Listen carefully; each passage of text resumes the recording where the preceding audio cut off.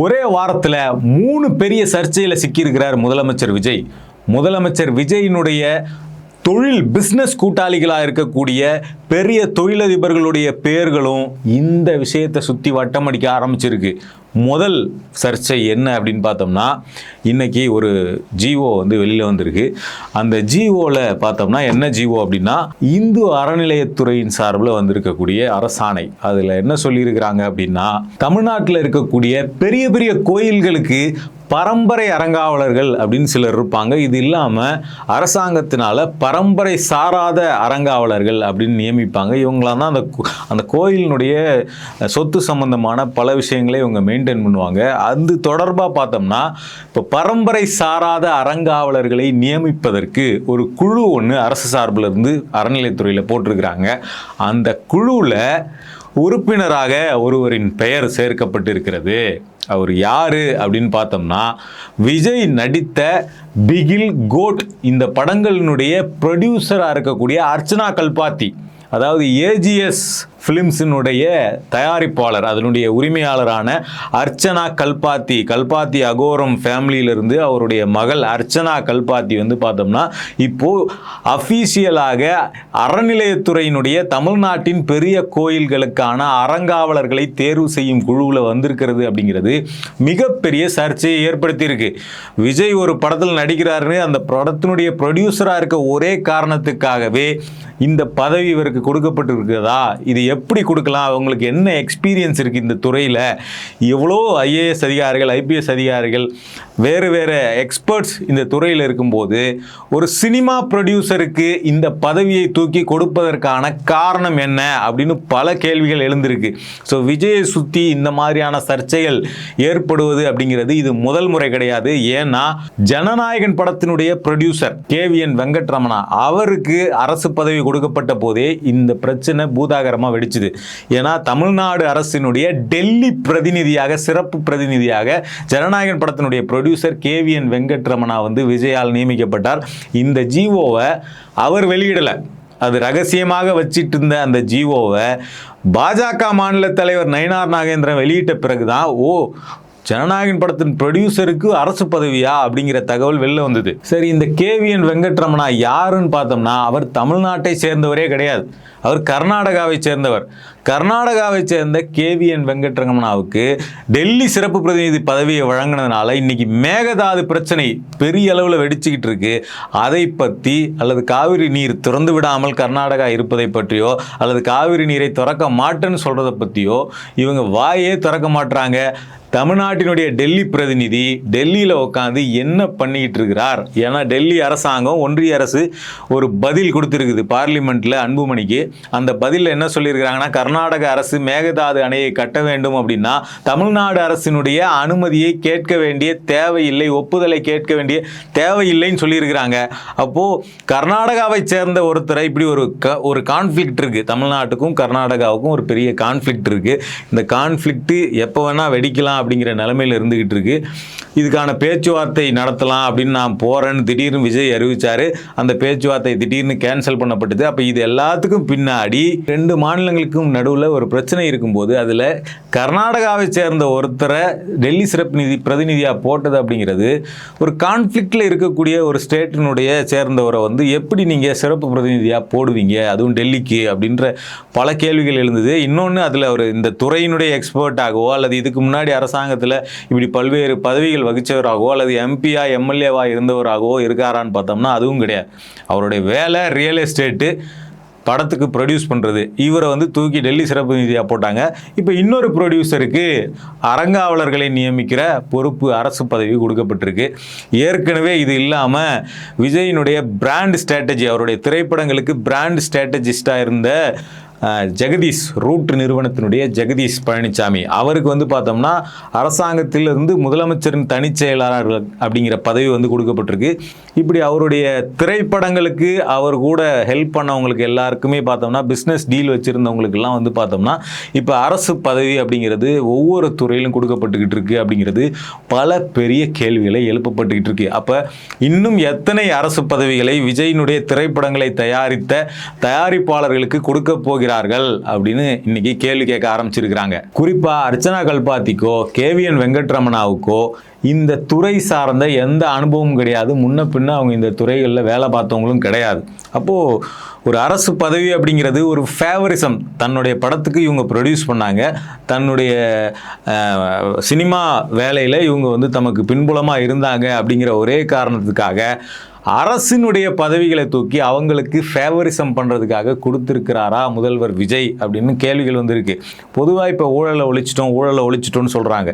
ஊழல் அப்படின்னா என்ன அப்படின்னா, ஏதோ ஒரு டெண்டர் வருது, ஏதோ ஒரு கவர்மெண்ட் பொசிஷன் இருக்குன்னு வச்சிங்களேன், அதை அதுக்கான தகுதியுள்ள நபரை தேர்ந்தெடுத்து அந்த பதவியையோ அல்லது அந்த டெண்டரையோ கொடுக்காம, இவர் எனக்கு தெரிஞ்சவர், இவர் என் சொந்தக்காரு, இவர் எனக்கு ஹெல்ப் பண்ணியிருக்கிறாரு, இவர் எனக்கு பணம் கொடுத்துருக்கிறாரு, இவர் எனக்கு வேற ஒரு ஃபேவர் பண்ணுறேன்னு சொல்லியிருக்கிறாரு அப்படின்னு சொல்லிட்டு அரசு பதவிகளையும் டெண்டர்களையும் தூக்கி தெரிந்தவர்களுக்கு ஃபேவரிசமாக கொடுப்பதுக்கு பெயர் தான் ஊழல். அப்படின்னா இப்போது தொடர்ச்சியாக இந்த துறையில் அனுபவமே இல்லாதவர்களுக்கு முதலமைச்சர் விஜய் பதவிகளை கொடுத்து கொண்டு இருப்பது, அரசு பதவிகளை கொடுத்து கொண்டு இருப்பது, அதனுடைய பெயர் என்ன அப்படிங்கிற கேள்விகள் எழுந்திருக்கு. இப்போது ஒரு பக்கம் இப்படி அவருடைய எலெக்ஷன் ஸ்ட்ராட்டஜிஸ்டாக இருந்தவங்க, படத்தோட ஸ்ட்ராட்டஜிஸ்டாக இருந்தவங்க, ப்ரொடியூசராக இருந்தவங்க, இப்படி எல்லாருக்கும் அரசு பதவிகளை கொட்டி குவிச்சிருக்கிறாங்க. இன்னொரு பக்கம் இரண்டாவது சர்ச்சையாக பார்த்தோம்னா, இந்த டீலிமிட்டேஷன் சம்பந்தமாக ஒரு கூட்டம் திடீர்னு, அது அவங்களுடைய ஸ்கோப்லே இல்லாத ஒரு கூட்டம் திடீர்னு கூட்டப்பட்டு எம்பிக்களுக்கு லெட்டர் அனுப்பிச்சு அனைத்து கட்சி எம்பிக்கள் கூட்டம் அப்படின்னு ஒரு கூட்டத்தை நடத்தி முடிச்சிருக்கிறாங்க. இதை வைத்துக்கொண்டு காங்கிரஸ் ஒரு ஆர்ப்பாட்டம் வேறு நடத்தி இருக்கிறாங்க. திமுகவும் பிஜேபியும் கூட்டு சேர்ந்துக்கிட்டு டீலிமிட்டேஷனை நிறைவேற்ற போகிறார்கள் அப்படிங்கிற ஒரு வெர்ஷன் அப்படிங்கிறது தமிழ்நாட்டில் செட் பண்ணுறதுக்காகவே இந்த கூட்டம் அப்படிங்கிறது கூட்டப்பட்டு இருக்கிறது அப்படிங்கிற பல விஷயங்கள் வெளிவந்திருக்கு. அதில் ரொம்ப முக்கியமாக பார்த்தோம்னா, பொதுவாக ஒரு பிரச்சனை, தமிழ்நாடு பாதிக்கக்கூடிய ஒரு பிரச்சனை வருது அப்படின்னா யூஸ்வலாக என்ன பண்ணுவாங்கன்னா அனைத்து கட்சி கூட்டத்தை கூட்டுவாங்க. இப்போ டீலிமிட்டேஷன் விவகாரத்தில் விஜய் கூட்டுனது அப்படிங்கிறது அனைத்து கட்சி கூட்டமா அப்படின்னு பார்த்தோம்னா அது அனைத்து கட்சி கூட்டம் கிடையாது, அனைத்து கட்சி எம்பிக்களினுடைய கூட்டம். இது இந்த வித்தியாசம் ரொம்ப முக்கியமானது. அனைத்து கட்சி கூட்டம்னா கட்சிகளினுடைய தலைவர்களை அழைப்பது. பொதுவாக ஒரு கட்சியில் அவங்க என்ன முடிவு எடுக்கணும் அப்படிங்கிறத கட்சி தலைவர் தான் முடிவு பண்ணுவாங்களே தவிர அந்த கட்சியினுடைய எம்எல்ஏக்களோ எம்பிக்களோ முடிவு பண்ண மாட்டாங்க. இப்போ டீலிமிட்டேஷன் சம்பந்தமான மசோதா பாராளுமன்றத்தில் வருதுன்னு வச்சிங்களேன், அந்த மசோதாவை ஆதரிக்கணுமா ஆதரிக்கக்கூடாதா அப்படிங்கிறத திமுகவினுடைய அல்லது அதிமுகவினுடைய அல்லது பாமகவினுடைய கட்சி கொறடா முடிவு பண்ணுவாங்க. கட்சி கொறடா யாருடைய பேச்சை கேட்டு முடிவு பண்ணுவாங்கன்னா கட்சி தலைமையினுடைய பேச்சை கேட்டு முடிவு பண்ணுவாங்க. அப்போ அந்த கொறடா உத்தரவை மீறி எம்பிக்கள் யாரும் வாக்களிக்க முடியாது. அப்போது ஒரு இடத்துல முடிவு பண்ணக்கூடியவங்களை வச்சு தான் நீங்கள் அனைத்து கட்சி கூட்டம் நடத்தணும். ஆனால் இங்கே என்ன நடந்திருக்குன்னா, கட்சி தலைவர்களுக்கு இன்விடேஷன் அனுப்பாமல் அழைப்புதல் கொடுக்காம கட்சியினுடைய எம்பிக்களை கொடுத்துருக்குறாங்க. இப்போ இது பெரிய கேள்விகளை எழுப்பியிருக்கு. ஏன்னா முதல்ல விஜய் வந்த உடனே செஞ்சது இதே வேலையை தான். என்ன அப்படின்னா, அவர் ஒவ்வொரு கட்சி ஆஃபீஸாக போய் தலைவர்களை பார்த்தாரு. ஆனால் அதிமுகவை பார்க்கும்போது மட்டும் அதிமுகவினுடைய பொதுச் செயலாளர் எடப்பாடி பழனிசாமியை போய் பார்க்காம எம்எல்ஏவாக இருக்கக்கூடிய CV சண்முகத்தையும் அவர் தலைமையில் இயங்கக்கூடிய குழுக்களையும் போய் பார்த்து ஆட்சிக்கு ஆதரவு வாங்கினார். அப்போது ஒருவேளை இந்த மாதிரி முடிவு பண்ணிட்டாரா அப்படிங்கிற கேள்வி வருது. எந்த இடத்துலையுமே கட்சி தலைமையெல்லாம் கேட்காம எம்எல்ஏக்கள் எம்பிக்கள்லாம் தனியாக கூட்டு வச்சு அவங்கக்கிட்டே டீல் பேசி முடிச்சுட்டு நீங்கள் அங்கே இருக்கிறீங்களா இங்கே வரீங்களாங்கிற பேசக்கூடிய ஒரு டீல் மாதிரி அந்த மாதிரி முடிவுக்கு அனைத்து கட்சி கூட்டத்தை கொண்டு வந்துட்டாரா அப்படிங்கிற கேள்வி வருது. ஏன்னா காவிரி விவகாரத்துக்கு அனைத்து கட்சி கூட்டம் கூட்ட சொல்லி தொடர்ச்சியாக எதிர்க்கட்சிகள் கேட்டுக்கிட்டு இருக்காங்க. இப்போ வரைக்கும் அதை பற்றி வாயே திறக்கல, அதை கூட்டம் மறுக்கிறாங்க. ஆனால் டீலிமிட்டேஷனுக்கு யாரும் கேட்காமலேயே அனைத்து கட்சி கூட்டத்தை கூட்டுறன்னு சொல்லிட்டு அனைத்து கட்சி எம்பிக்களுக்கு லெட்டர் போயிருக்குது. எதுலேருந்துன்னா சீஃப் செக்ரட்டரி ஆஃபீஸ்லேருந்து. சரி, லெட்ரு அனுப்புறதுன்னு முடிவு பண்ணிட்டீங்கன்னா நீங்கள் யாருக்கு அனுப்பணும்? கட்சி தலைவருக்கு அனுப்பணும். முதல்ல நீங்கள் கட்சி கூட்டத்தை கூட்டணும். கட்சி தலைமை முடிவெடுத்தால் எம்பிக்கள் கேட்க போகிறாங்க. சரி, கட்சி கூட்டத்தை கூட்டல, கட்சியினுடைய எம்பிக்களை கூப்பிட்றீங்க. எம்பிக்களை கூப்பிட்றீங்கன்னா தலைவருக்கு இன்விடேஷன் அனுப்பி உங்கள் கட்சியின் எம்பிக்களை இந்த கூட்டத்திற்கு அனுப்பி வையுங்கள்னு கேட்கணும். தலைவரை கேட்காமலே நீங்கள் இண்டிவிஜுவல் எம்பிகளுக்காக அனுப்புனீங்க அப்படின்னா நீங்கள் என்ன முயற்சி பண்ணுறீங்க அப்படிங்கிற ஒரு கேள்வி வந்திருக்கு. ஏற்கனவே குதிரை பேரம் நடக்கிறது அப்படிங்கிற குற்றச்சாட்டு எழுந்திருக்கக்கூடிய சூழலில் இப்போ அதிமுகவினுடைய எம்பிக்களுக்கு அதிமுக பொதுச் செயலாளருக்கு தெரியாமலேயே அல்லது அவருக்கு அழைப்பு விடுக்காமலேயே தனிப்பட்ட எம்பிக்களுக்கு அழைப்பு விடுத்து கூப்பிடுறது அப்படிங்கிறது இதை என்னவென்று சொல்வது அப்படின்னு அரசியல் வட்டாரங்களில் மிகப்பெரிய கேள்வி எழுந்திருக்கு. ஏன்னா எம்பிக்கள் அப்படிங்கிறவங்க கட்சியினுடைய சின்னத்தில் நின்று கட்சி தலைவர் வாக்கு கேட்டு கட்சி தலைவர் ஆதரவு கோரி அதற்காக மக்கள் வாக்களித்து தேர்ந்தெடுக்கப்பட்டவர்கள், கட்சிக்காக தேர்ந்தெடுக்கப்பட்டவர்கள். அவங்க இண்டிவிஜுவலாக படித்து எக்ஸாம் எழுதி அந்த துறைக்கு வந்த ஐஏஎஸ் ஐபிஎஸ் அதிகாரிகள் கிடையாது. அரசுலேருந்து சீஃப் செக்ரட்டரி ஒரு நோட்டீஸை கொடுத்தாருன்னா உடனே வந்து நிற்கிறதுக்கு. நீங்கள் நியாயப்படி கட்சிகளுக்கு தான் நோட்டீஸ் அனுப்பி கட்சி தலைவர்களுடைய அனுமதியோடு தான் எம்பிக்களையோ அல்லது எம்எல்ஏக்களையோ சந்திக்கணும். இல்லைன்னா நீங்கள் வந்து உங்களுக்கு வந்து ஒரு மறைமுக எண்ணம் இருக்கிறது அப்படிங்கிறது உறுதிப்படுத்தப்படும். ஏன்னா இந்த மதிமுக பொதுச் செயலாளர் வைகோ ஏற்கனவே வந்து எங்களுடைய எம்எல்ஏக்களை இவர் வந்து ரிசைன்மெண்ட் வர சொன்னார் அப்படின்னு சொல்லிட்டு விஜய் வர சொன்னார், நான் ஜெயிக்க வைக்கிறேன் பிரச்சாரம் பண்ணுறேன்னு சொன்னாருன்னு வாக்குமூலம் கொடுத்தாரு இல்லைங்களா. அதே மாதிரி எம்பிக்களை தனியாக அப்ரோச் பண்ணி கூட்டம் நடத்துவது அப்படிங்கிறது எதற்காக அல்லது இன்னொரு குதிரை பேரத்துக்கு அடிபோடக்கூடிய செயலாக இந்த அனைத்து கட்சி எம்பிக்கள் கூட்டம் அமைந்திருக்கிறதா? இப்படி பல கேள்விகள் வருது. இன்னொன்று, இந்த அனைத்து கட்சி எம்பிக்கள் கூட்டத்தை பெரிய சாதனை மாதிரி காட்டக்கூடிய காங்கிரஸ் கட்சி ஏன் இதுவரை இந்த டீலிமிட்டேஷனால் தமிழ்நாடு மட்டும் பாதிக்கப்பட போகிறதில்ல, காங்கிரஸ் ஆட்சி செய்யக்கூடிய பல மாநிலங்கள் சேர்ந்து பாதிக்கப்பட போகுது, இந்தியா முழுக்க பல மாநிலங்கள் கூடுதலாக பாதிக்கப்பட போகுது. அப்போ நீங்கள் வந்து இந்த மசோதாவை முறியடிக்கணும் அப்படின்னா இந்தியா கூட்டணியில் இருக்கக்கூடிய கட்சிகளின் ஆதரவு அப்படிங்கிறது காங்கிரஸுக்கு தேவைப்படுது. அவங்களும் டீலிமிட்டேஷனை எதிர்த்து வாக்களிக்கணும். அப்போ இந்தியா கூட்டணியினுடைய ஆலோசனை கூட்டத்தை இதுவரை ஏன் காங்கிரஸ் கூட்டலை அல்லது கூட்டுவதற்கான முயற்சியவே ஏன் எடுக்கலை அப்படிங்கிற கேள்வி வருது. அடுத்ததா, இந்த டீலிமிட்டேஷனை பொறுத்த வரைக்கும் கடந்த ஆட்சியிலேயே திமுக ஒரு அனைத்து கட்சி கூட்டத்தை கூட்டினாங்க. இப்போ கூட்டுற மாதிரி அனைத்து கட்சி எம்பிக்கள் கூட்டம் கிடையாது, அது அனைத்து கட்சி கூட்டம். அப்போ தாவேக்காவுக்கு எம்பி கிடையாது, எம்எல்ஏ கிடையாது, கவுன்சிலர் கூட கிடையாது. ஆனாலும் தாவேக்காவிற்கு அந்த அனைத்து கட்சி கூட்டத்தில் கலந்து கொள்வதற்கான அழைப்புதல் கொடுக்கப்பட்டு புசி ஆனந்த் போய் அந்த கூட்டத்தில் கலந்துக்கிட்டாரு. அந்த கூட்டத்தில் ஃபேர் டீலிமிட்டேஷன் அப்படிங்கிற முடிவு எடுக்கப்படுது. அதே மாதிரி வந்து டீலிமிட்டேஷனுக்கு எதிராக வாக்களிப்பது, தமிழ்நாட்டினுடைய எம்பிக்கள் அனைவரும் சேர்ந்து வாக்களிப்பது அப்படிங்கிற முடிவுகள்லாம் எடுக்கப்பட்டு அதனுடைய தீர்மானங்கள்லாம் வெளிப்படையாக பொதுவெளியில் வைக்கப்பட்டுச்சு. ஆனால் விஜய் தற்போது நடத்தப்பட்ட கூட்டத்தில் என்ன முடிவெடுத்தார்கள் அப்படிங்கிறது இன்னைக்கு வரைக்கும் பொதுவெளியில் தீர்மானமாக வைக்கப்படலை. ஒவ்வொரு தலைவரும் ஒவ்வொரு வெர்ஷனை அவங்களுடைய பேட்டிகளில் சொல்கிறாங்களே தவிர அது வெளிப்படைத்தன்மை இல்லாமல் இருக்கிறது அப்படிங்கிறது அதனுடைய முக்கியமான சிக்கல். அப்போ இந்த கூட்டத்தை எம்பிக்களை கவர்வதற்காக இந்த கூட்டம் நடக்கிறதோ அப்படிங்கிற கேள்வியோடு இந்த கூட்டத்தை திமுக மட்டும் புறக்கணிக்கல, அதிமுக, பாமகன்னு பல கட்சிகள் இந்த கூட்டத்தை புறக்கணிச்சிருக்கிறாங்க. இன்னொரு பக்கம் இந்த டீலிமிட்டேஷன் பில் அப்படிங்கிறது இப்போ நடந்து கொண்டு இருக்கக்கூடிய இந்த பாராளுமன்ற கூட்டத்தொடரில் அது வாக்கெடுப்புக்கு வைக்கப்பட போகுதா இல்லையா, அல்லது அந்த டீலிமிட்டேஷன் பில்லு என்னவா அதை ரெடி பண்ணியிருக்கிறாங்க, அதனுடைய டெக்ஸ்ட் என்ன, இது எதுவுமே இப்போ வரைக்கும் பொதுவெளிக்கு வரல. இது எதுவுமே இன்னைக்கு வரைக்கும் பாராளுமன்றத்தில் வைக்கப்படல. அப்படி இருக்கக்கூடிய சூழலில் இந்த கூட்டத்தொடரில் அந்த பில் வைக்கப்பட போகுதா அப்படி இல்லையாங்கிறதே இப்போ வரைக்கும் தெரியாமல் தான் இருக்குது. அதுக்கான வாய்ப்பு அப்படிங்கிறது ரொம்ப குறைவாக தான் இருக்குது. இப்படி இருக்கக்கூடிய சூழலில் ஆல்ரெடி திமுகவும் பாஜகவும் முடிவு பண்ணிட்டாங்க டீலிமிட்டேஷன் ஆதரிக்கிறதுன்னு, தமிழ்நாட்டுக்கு துரோகம் பண்ணுறதுன்னு அப்படின்லாம் சொல்லி பரப்பிக்கிட்டு இருக்கிறாங்க.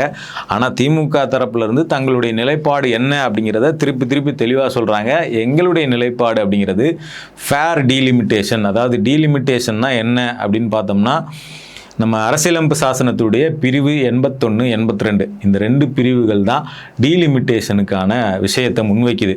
அதன்படி என்னன்னா, பிரிவு 81 என்ன சொல்லுதுன்னா, ஒவ்வொரு மாநிலத்துக்கும் ஒதுக்கப்படக்கூடிய எம்பி சீட்டுகள் அப்படிங்கிறது அந்த மாநிலத்தினுடைய மக்கள் தொகை அடிப்படையில் நிர்ணயிக்கப்பட வேண்டும் அப்படின்னு சொல்லுது. There shall be allotted to each state a number of seats in the house of the people in such manner that the ratio between that number and the population of the state, அதாவது எந்தெந்த ஸ்டேட்டுக்கு எவ்வளோ population இருக்கோ அதை base பண்ணி தான் அவங்களுக்கு MP seat ஒதுக்கப்படணும்னு அரசியலமைப்பு சாசனத்தினுடைய பிரிவு 82 சொல்லுது. அதே மாதிரி இதுதான் இப்போ டீலிமிட்டேஷன்னா அரசியல் எண்ணிக்கை, தொகுதிகளின் எண்ணிக்கையை நிர்ணயிக்கிறது. இப்போ இந்த தொகுதிகளை எண்ணிக்கையை நிர்ணயிக்கிறத எப்போ செய்யணும், இந்த டீலிமிட்டேஷனை எப்போ செய்யணும் அப்படின்னு சொல்லிட்டு பிரிவு 82 சொல்லுது. Readjustment after each census. அதில் என்ன சொல்கிறாங்கன்னா, ஒவ்வொரு மக்கள் தொகை கணக்கெடுப்பு நடந்து முடிஞ்ச பிறகும் இந்த டீலிமிட்டேஷன் நடத்தப்படணும். அதாவது ஒவ்வொரு மக்கள் தொகை கணக்கெடுப்பு நடந்து முடிஞ்ச பிறகும் புதிய மக்கள் தொகை கணக்கெடுப்பின் அடிப்படையில் அந்த கணக்கை வைத்துக்கொண்டு மாநிலங்களினுடைய எம்பி சீட்டுகளின் எண்ணிக்கையை மாற்றி அமைக்கணும் அப்படின்னு அரசியலமைப்பு சாசனத்தில் சொல்லப்பட்டிருக்கு. Upon the completion of each census the allocation of seats in the house of the people to the states and the division of each state into territorial constituencies shall be readjusted by such authority.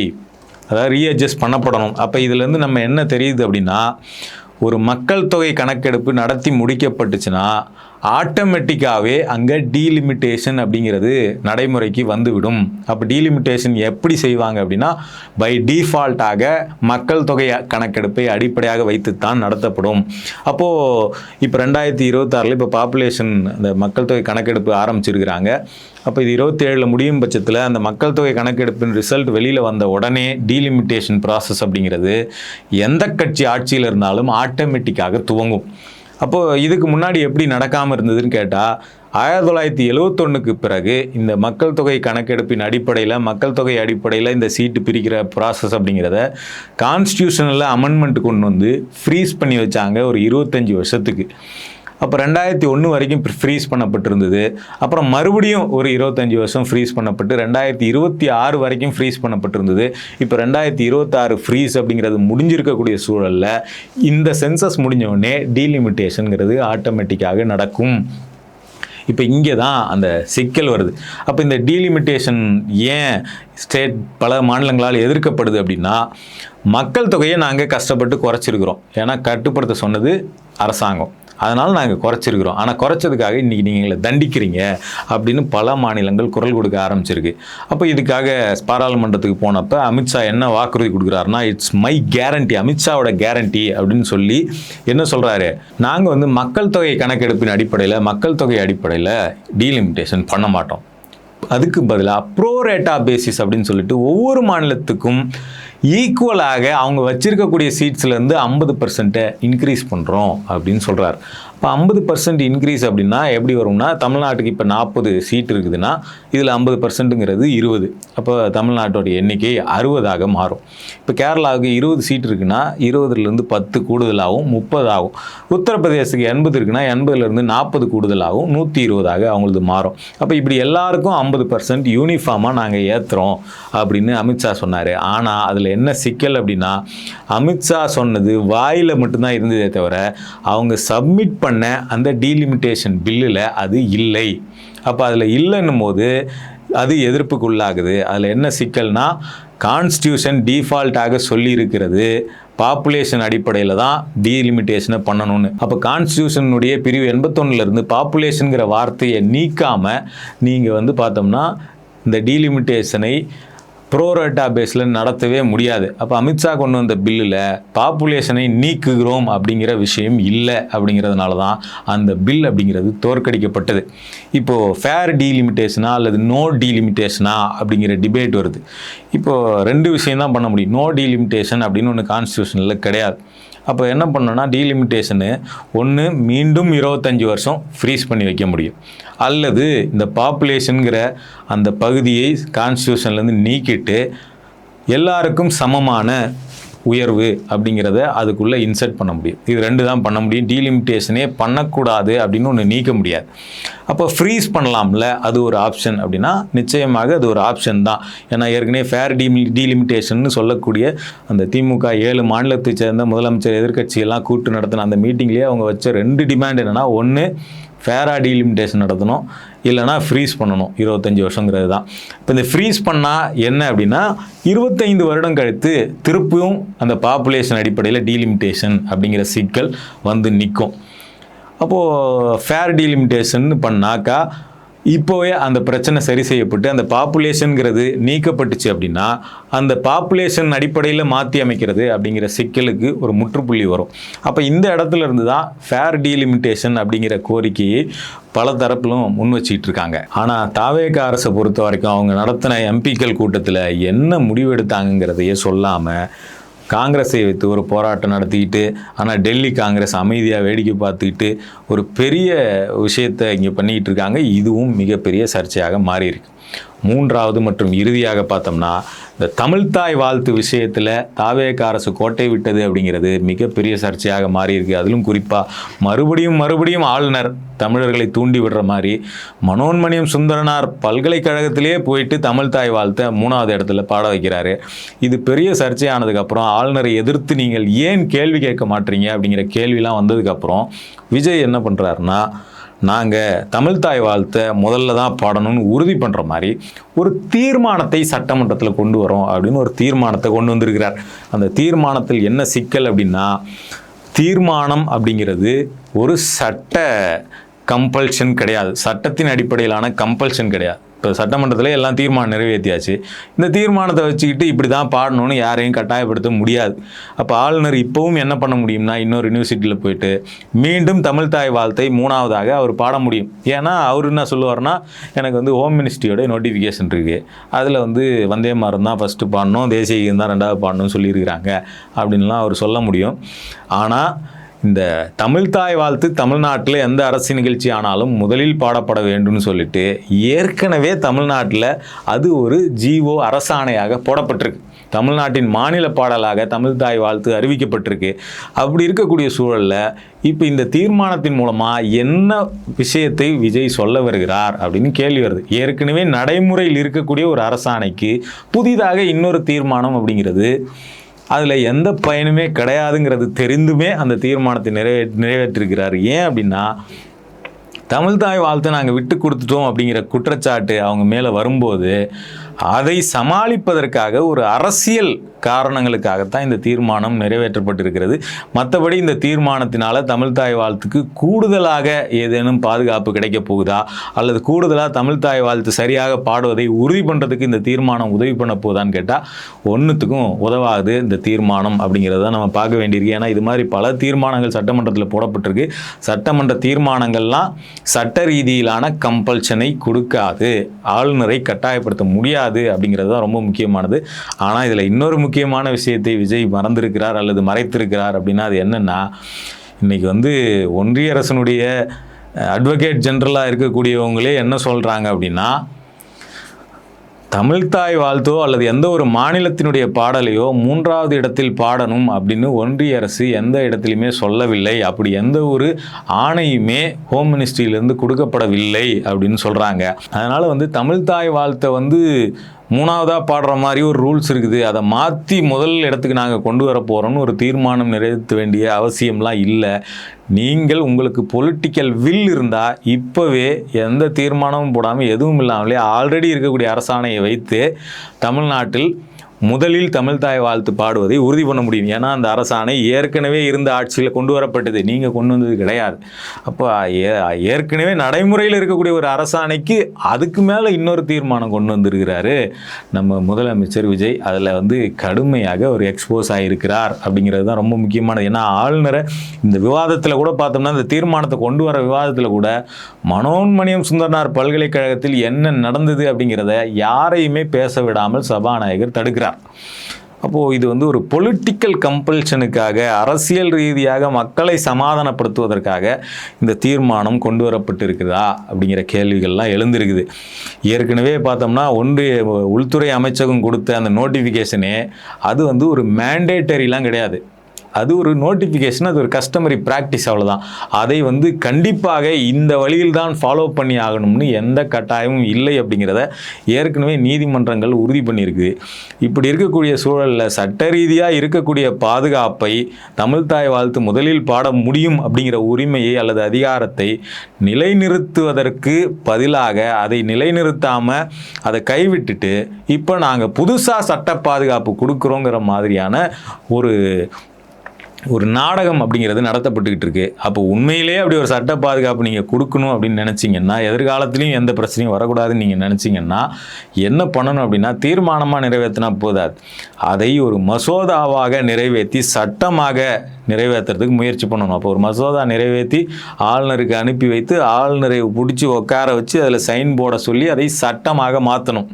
அப்போ தான் எதிர்காலத்திலும் எந்த பிரச்சனையும் வராமல் தடுக்க முடியும். இந்த தீர்மானத்தின் மூலமாக எதையும் இங்கே தடுக்க முடியாது. அப்போ இந்த தீர்மானம் அப்படிங்கிறது ஒரு பொலிட்டிக்கல் ட்ராமா அப்படின்னு தான் பெருமளவிலான எதிர்ப்புகள் இதற்கு எழுந்திருக்கிறது.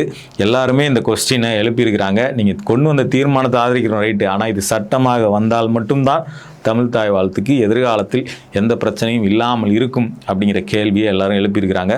ஸோ ஒரே வாரத்தில் 3 மிகப்பெரிய சர்ச்சைகளில் அடுத்தடுத்து முதலமைச்சர் சிக்கியிருக்கிறார். அதில் மிக முக்கியமான சர்ச்சையாக அவருடைய பிஸ்னஸ் கூட்டாளிகளுக்கும் நண்பர்களுக்கும் வழங்கி இருக்கக்கூடிய அரசு பதவிகள் அப்படிங்கிறது இன்றைக்கி அரசியல் வட்டாரங்களில் பெரிய பூதாகரமான சிக்கலாக சர்ச்சையாக வெடித்திருக்கு.